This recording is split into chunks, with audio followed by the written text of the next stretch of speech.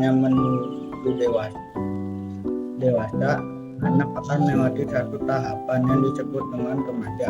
Apabila orang tua berhasil membimbing dan memperhatikan anaknya, maka si anak akan melewati kehidupan remajanya dengan gemilang.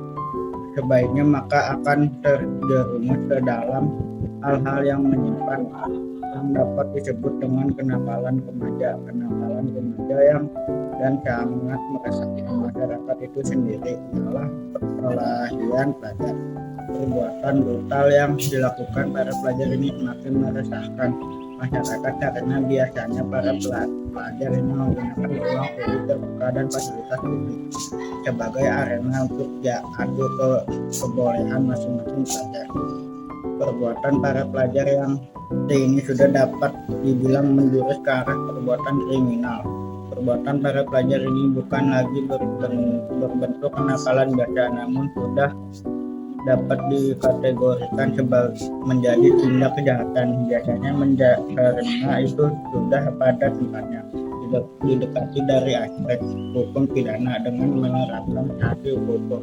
Kenakalan yang dilakukan oleh remaja memang berhubungan erat dengan masalah moral dan kesosialan dan umumnya. Kenakalan ini lebih banyak dilakukan oleh remaja yang mempunyai latar belakang kehidupan keluarga yang kurang harmonis dan orang tua yang tidak mempunyai waktu yang cukup untuk anak-anaknya.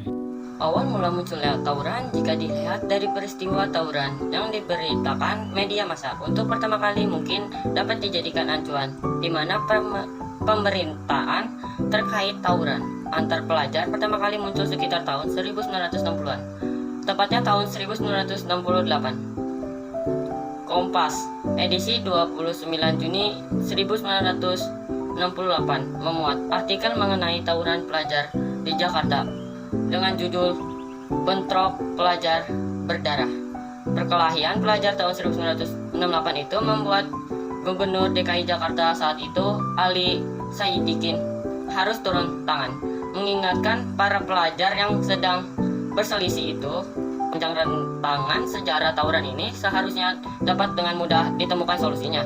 Akan tetapi berbagai upaya yang telah dilakukan oleh pihak-pihak terkait untuk mencegah, mengantisipasi dan menghilangkannya tidak kunjung terselesaikan. Fenomena tersebut nampak terus berlangsung hingga saat ini. Biasanya tawuran antara pelajar dimulai dari masalah yang sangat sepele, biasanya dari sebuah pertandingan atau nonton konser yang berakhir dengan kerusuhan, persenggolan di bis, saling ejek, rebutan wanita, bahkan tidak jarang saling menatap antar sesama pelajar dan perkataan yang dianggap sebagai candaan maupun mewakili sebuah tindakan tawuran karena mereka menganggapinya sebagai sebuah tantangan. Dan masih banyak lagi sebab-sebab lainnya. Selain alasan-alasan yang spontan, ada juga tawuran antar pelajar yang sudah menjadi tradisi. Biasanya ini terkait permusuhan antar sekolah yang sudah turun-temurun menjadi dendam ke semua, sehingga sewaktu-waktu mudah sekali terjadi tawuran. Biasanya diperkuat oleh kesetiakawanan dan solidaritas yang tinggi, sehingga para pelajar tersebut akan membalas perlakuan yang diterima oleh temannya, walaupun itu merupakan masalah pribadi. Berbagai faktor pemicu terjadinya tawuran antar pelajar tersebut dapat dikategorikan menjadi dua, yakni faktor internal yang berasal dari dalam diri pelajar dan faktor eksternal dari luar diri pelajar sebagai remaja. Faktor internal dari dalam diri remaja ini berupa faktor-faktor psikologis sebagai manifestasi dari aspek-aspek psikologis atau kondisi internal individu yang berlangsung melalui proses internalisasi diri yang keliru dalam menanggapi nilai-nilai di sekitarnya.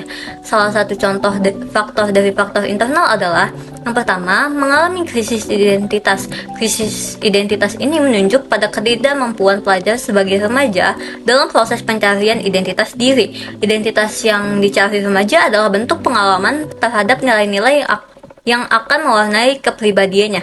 Jika tidak mampu menginternalisasi nilai positif ke dalam dirinya, serta tidak dapat mengidentifikasi dengan figur yang ideal, maka akan berakibat buruk, yakni munculnya penyimpangan-penyimpangan perilaku tersebut. Yang kedua, memiliki kontrol diri yang lemah. Remaja kurang memiliki pengendalian diri dalam sehingga sulit menampilkan sikap dan perilaku yang adaptif sesuai dengan pengetahuannya atau tidak terintegrasi dengan baik. Akibatnya, mengalami ketidakstabilan emosi, mudah marah, frustasi, dan kurang peka terhadap lingkungan sosialnya, sehingga tidak dapat menghadapi masalah.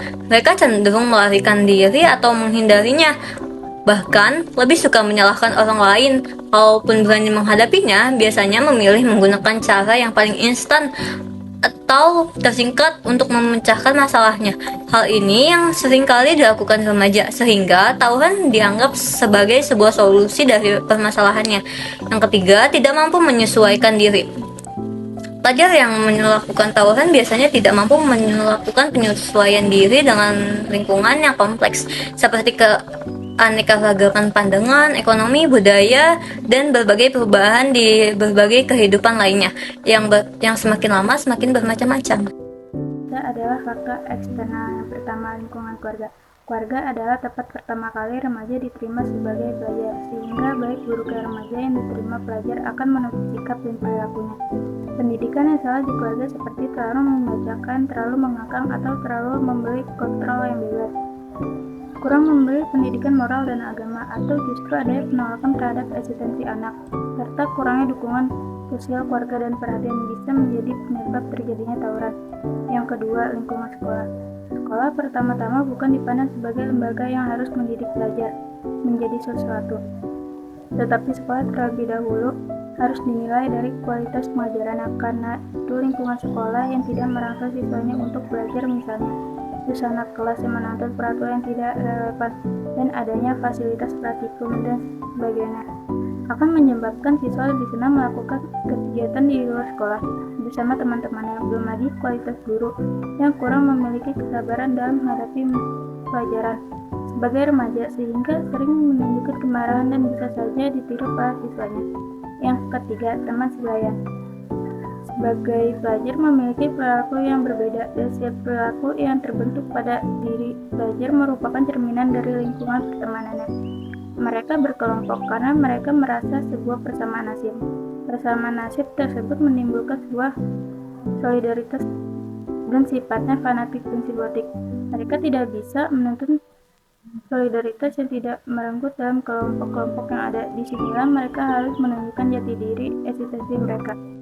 Perkelahian massal atau tawuran pelajar masih kerap terjadi di berbagai wilayah. Meskipun trennya fluktuatif, menurut data Badan Pusat Statistik (BPS), pada 2014 peristiwa tawuran pelajar atau mahasiswa terjadi di 0,4% desa atau kelurahan di Indonesia.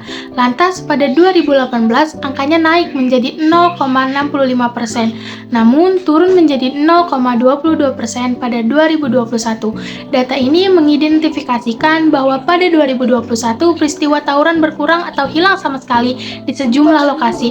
Penurunan angka tawuran itu angkanya turut dipengaruhi situasi pandemi COVID-19 ketika pada 2021 pemerintahan memberlakukan kebijakan pembatasan kegiatan sosial termasuk aktivitas sekolah tatap muka.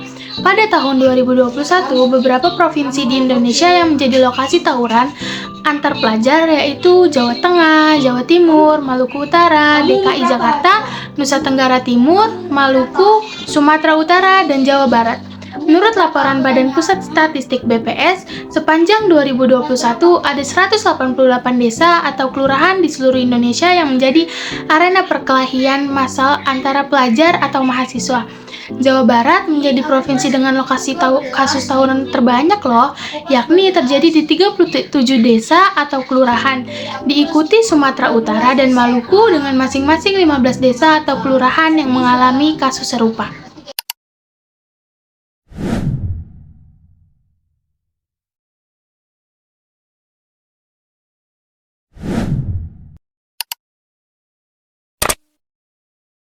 Siswa asal Kecamatan Tapos, Kota Depok, AF harus kehilangan nyawa saat tawuran antar pelajar dua sekolah pecah di Jalan Raya Bogor, Jakarta, kilometer 39, Cibinong, Kabupaten Bogor. Tawuran itu bermula ketika seorang saksi Fahmi mendapat informasi akan ada tawuran antar pelajar di daerah Cibinong. Fahmi tahu informasi tersebut lantaran sudah tersebar dari salah satu akun Instagram sekitar pukul 12 waktu Indonesia Barat. Dalam kejadian tersebut, korban sudah ditemukan tergeletak akibat luka tusukan pisau. Melihat hal itu, saksi atau warga langsung membawa korban ke rumah sakit. Dalam kasus tersebut merugikan kedua belah pihak dan tawuran bukanlah salah satu kegiatan yang bermanfaat. Tawuran dilarang dalam Islam karena syariat mengajarkan umatnya untuk tidak membahayakan orang lain dan melindungi jiwa. Terdapat dalam hadis riwayat Abu Hurairah radhiyallahu anhu bahwa Rasulullah SAW pernah bersabda, "Balas siapa yang berperang karena sebab yang tidak jelas, marah karena fanatik atau kelompok, atau motivasi ikut kelompok, atau dalam rangka membunuh kelompok yang kemudian dia terbunuh, maka dia mati jahiliyah." Hadis riwayat Muslim.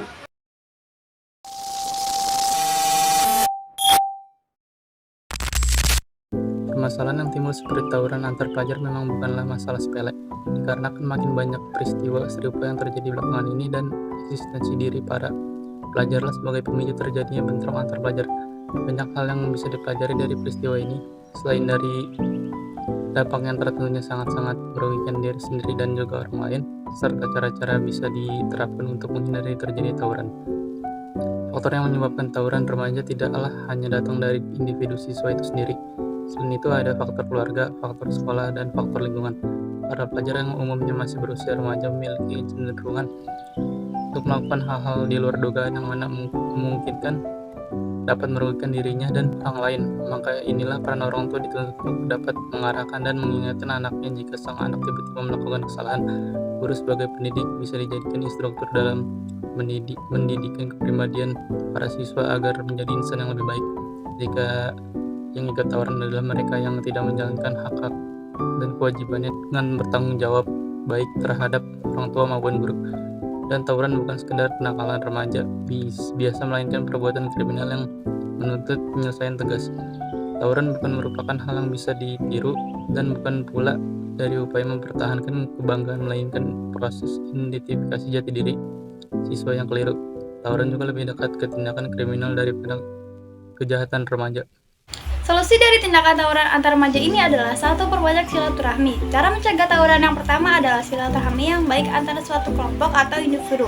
Tawuran biasanya terjadi saat adanya kesalahpahaman antara kedua belah pihak atau adanya provokasi dari pihak lain yang memicu terjadinya pertengkaran atau tawuran. Dengan bersilaturahmi atau berkunjung satu sama lain dan membahas hal-hal yang positif dapat mengurangi atau bahkan mencegah terjadinya tawuran. 2. Adanya delegasi-delegasi kuat. Tawuran bisa terjadi kapan saja dan di mana saja. Untuk mensiasati hal-hal tersebut diperlukan lembaga kuat yang dapat memberikan hukuman untuk mencegah terjadinya tawuran. 3. Mediasi. Apabila sudah terjadi kesalahpahaman antara kedua belah pihak, maka mediasi menjadi langkah yang tepat untuk menenangkan emosi kedua belah pihak dengan adanya pihak-pihak ketiga. Kedua kelompok yang salah paham bisa meminta pendapat, pemahaman, perspektif baru, dan jalan keluar untuk menyelesaikan masalah itu dengan baik-baik. 4. Memperluas pengetahuan dalam konteks agama, hukum, dan sosial. Baik di agama, hukum, maupun norma sosial, tindakan kriminal, tawuran, atau menyakiti orang lain tidak dibenarkan apapun alasannya. Maka dari itu, orang tua, lembaga pendidikan, dan lingkungan sosial harus bisa memberi edukasi yang baik dalam konteks agama dan hukum. Hal ini sangat penting dilakukan supaya mereka bisa berpikir secara rasional saat menyikapi masalah. 5. Menumbuhkan karakter yang kuat. Cara mencegah tawuran yang terakhir adalah mengedukasi anak-anak menjadi karakter yang bijaksana dan cerdas. Hal ini bisa didapatkan melalui lembaga pendidikan seperti sekolah. Meskipun begitu, orang tua juga memiliki kontribusi besar terhadap tumbuh kembang karakter anak-anak mereka. Cobalah untuk mendekati anak dan bertukar cerita keseharian. Biasanya cara ini cukup efektif untuk anak lebih terbuka kepada orang tua.